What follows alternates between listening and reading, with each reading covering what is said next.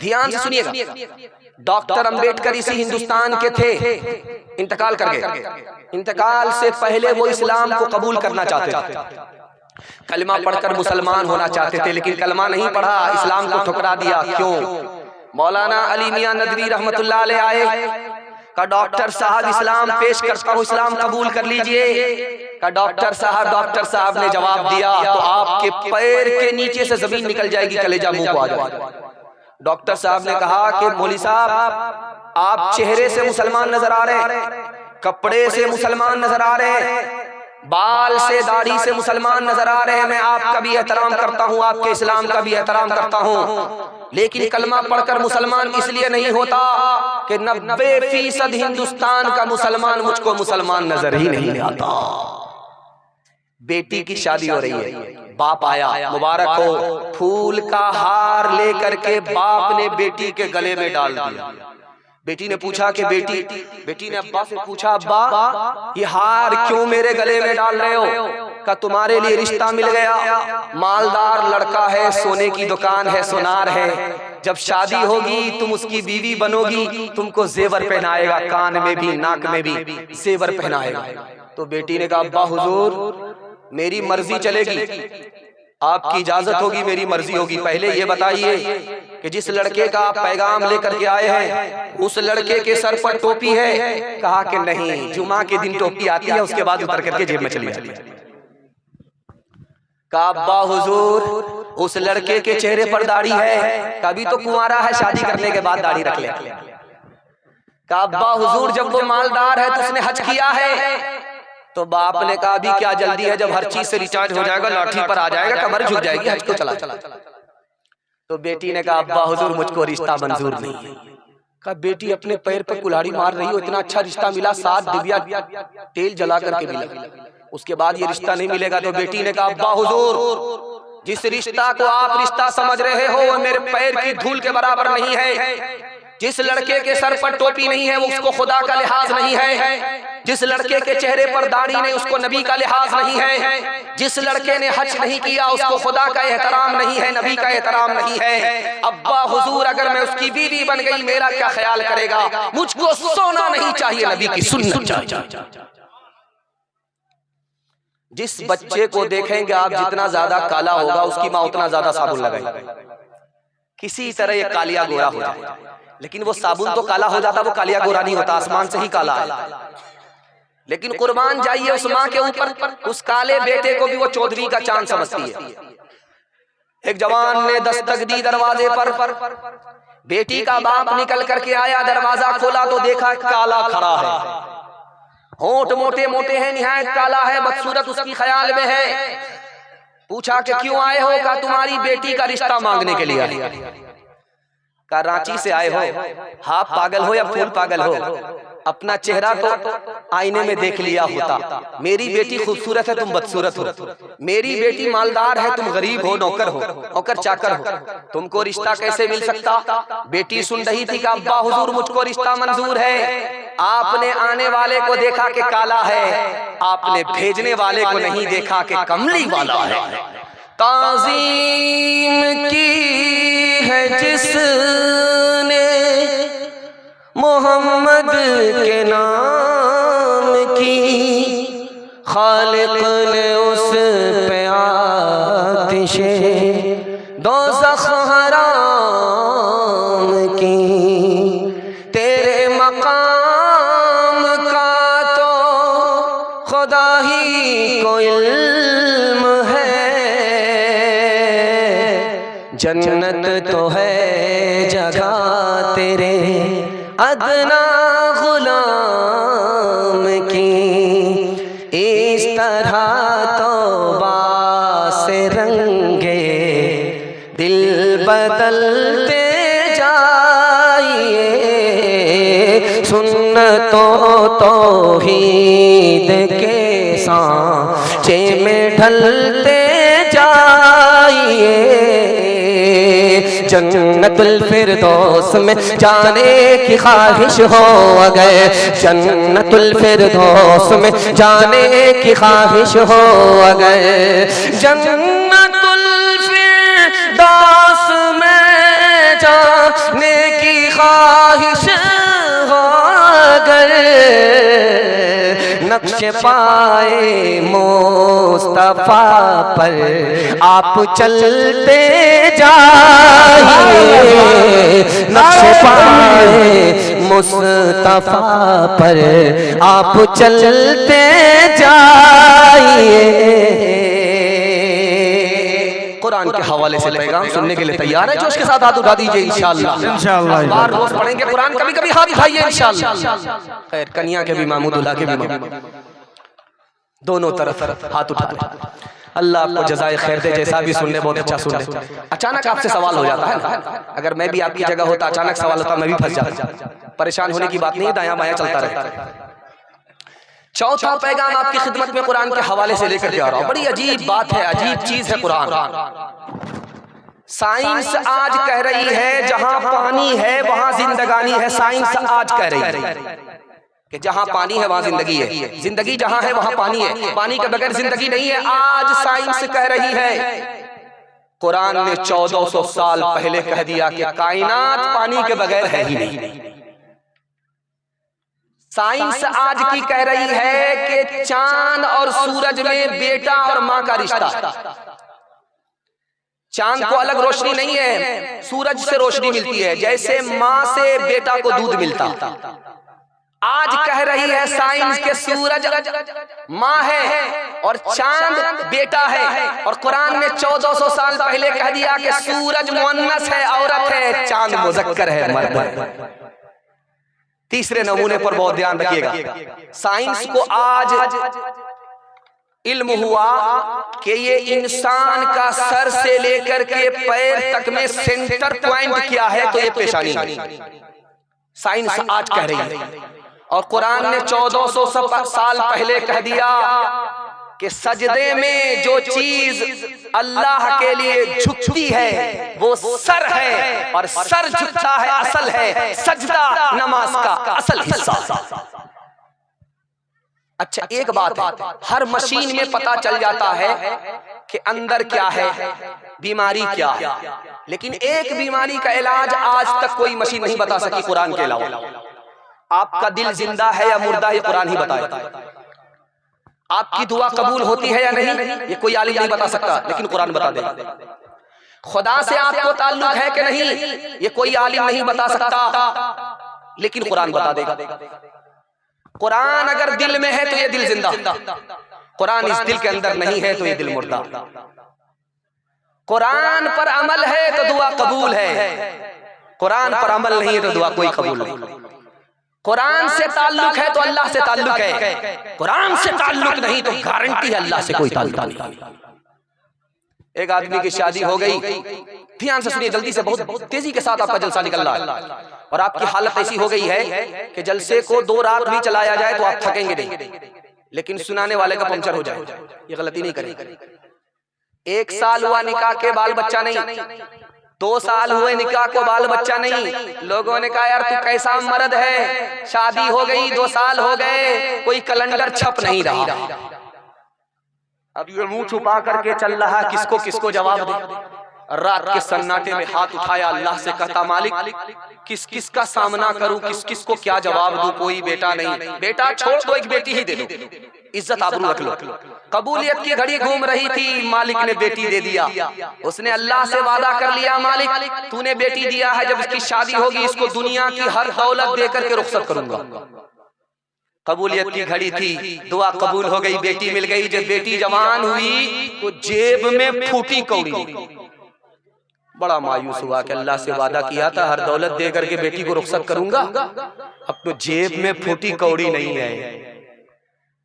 आया दौड़ा दौड़ा इमाम शाफी रहमतुल्लाह अलैह के पास, हजरत गजब हो गया, अल्लाह से वादा किया था कि बेटी को हर दौलत दूंगा, जेब में फूटी कौड़ी नहीं है। करे बेवकूफ, दुनिया की सबसे बड़ी दौलत तुम्हारे पास मौजूद है। का हुजूर रुपया पैसा नहीं है, जमीन जायदाद नहीं है, मकान दुकान नहीं है, सोना चांदी नहीं है। करे बेवकूफ, सबसे बड़ी दौलत तुम्हारे पास मौजूद है। बेटी शादी से पहले तुम्हारे घर के अंदर है, उसको कुरान की तालीम दे दो। जब बेटी घर से शादी के बाद रुखसत हो जाए, कुरान उसके हाथ में पकड़ा दो। कुरान के मुकाबले में दुनिया की कोई दौलत नहीं आ सकती। या इलाही या इलाही तू हमें आमिल कुरान कर दे, फिर नए सिरे से मुसलमान को मुसलमान कर दे।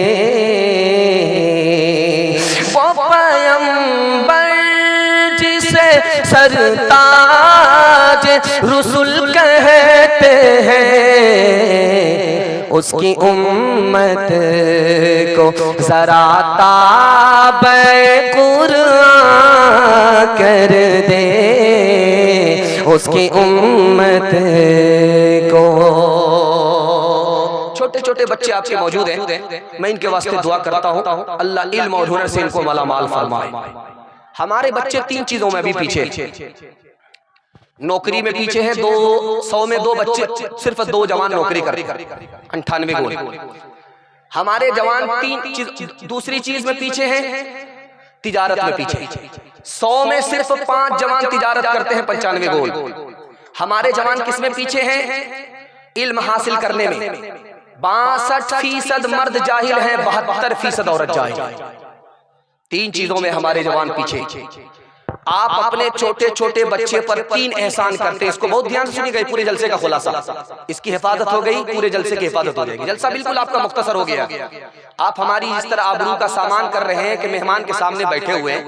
आपके गुजरात से जो आए हुए मेहमान हैं उनके सामने भी बैठिए आप, वरना ये पूरी बस्ती बदनाम हो जाएगी कि आपने बुला लिया और खुद भाग गए और गायब हो गए। इंशाअल्लाह हाथ उठा करके वादा कीजिए, मेहमान जब तक नहीं आएंगे हम लोग तब तक यहाँ से नहीं जाएंगे। हाथ उठाइए इंशाअल्लाह। 3 एहसान आप अपने बच्चे पर करते हैं। अच्छा खाना खिलाते हैं, बच्चा आपका भूल जाएगा। अच्छा कपड़ा पहनाते हैं, बच्चा भूल जाएगा। अच्छा मकान बनाते हैं, बच्चा भूल जाएगा। सिर्फ एक काम कीजिए, आपका बच्चा जिंदगी भर आपका एहसान याद रखेगा। आप जाहिल रहे कोई फर्क नहीं पड़ता, अपने बच्चे को पढ़ा लिखा दीजिए, जिंदगी भर एहसान याद रखेगा।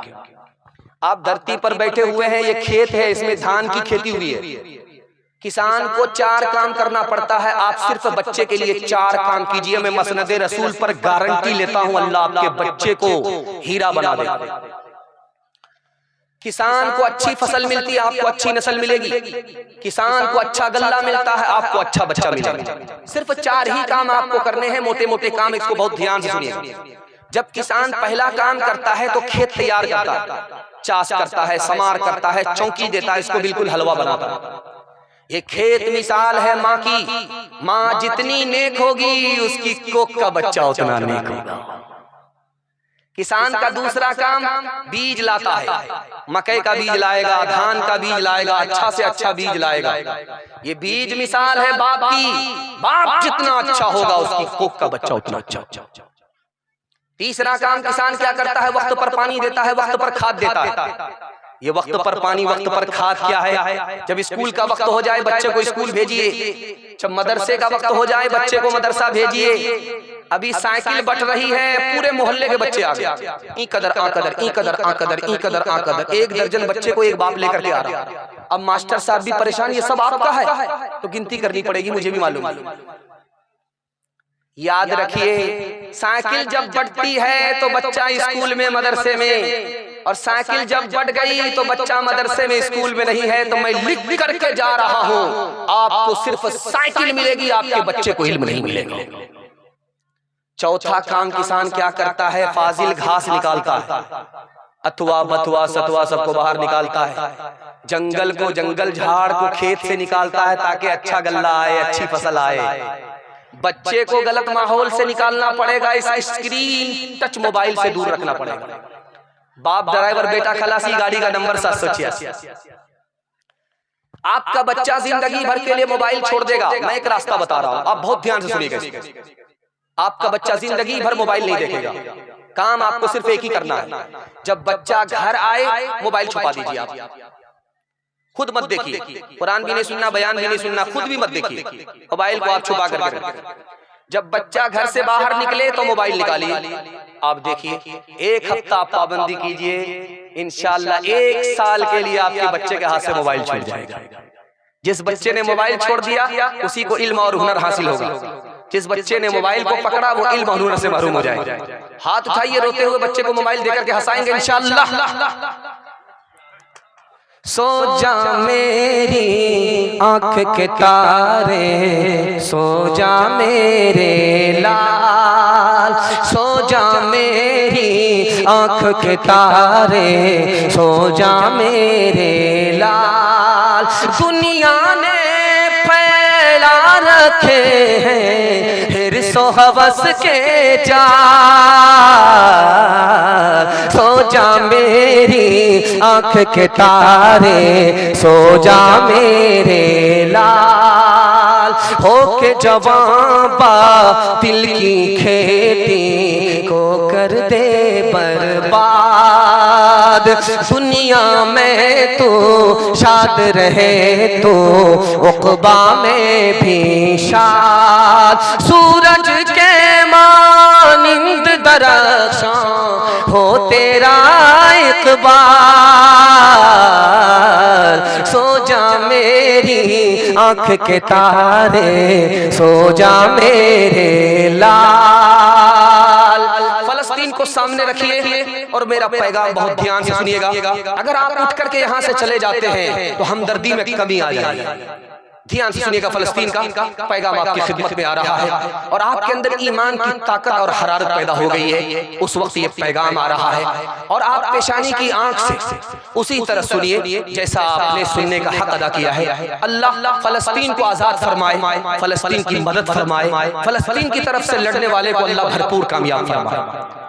आप देखेंगे आपके घर में अगर कुर्सी है तो कुर्सी को हटाइए, आपके घर में चौकी है चौकी को हटाइए, तो उससे छोटा छोटा बिच्छू निकलेगा, छोटा छोटा बिच्छू निकलेगा। पुरानी चौकी है उसको हटाइए, पुरानी कुर्सी है उसको हटाइए, बीच से छोटा छोटा बिच्छू निकलता है। बूढ़े ने देखा चप्पल मारा, बच्चे ने देखा जूता मारा।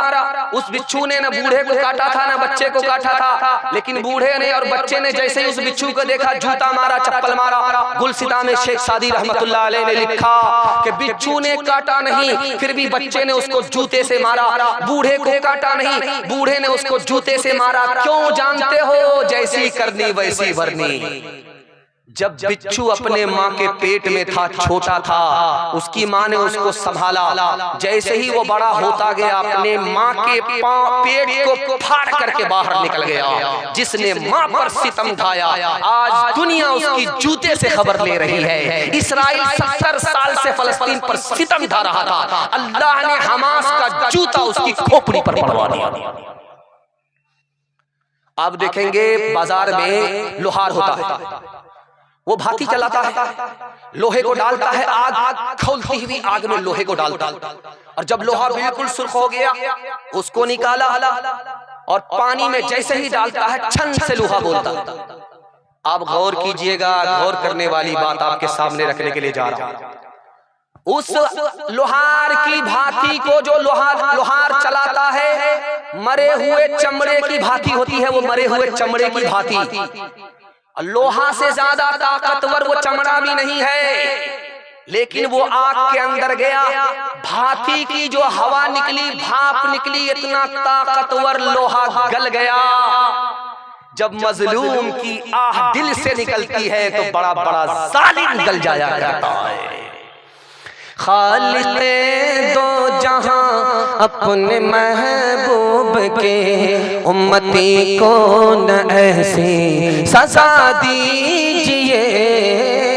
लुट गए मालो जान जल गया शिया, लुट गए मालो जान जल गया शिया।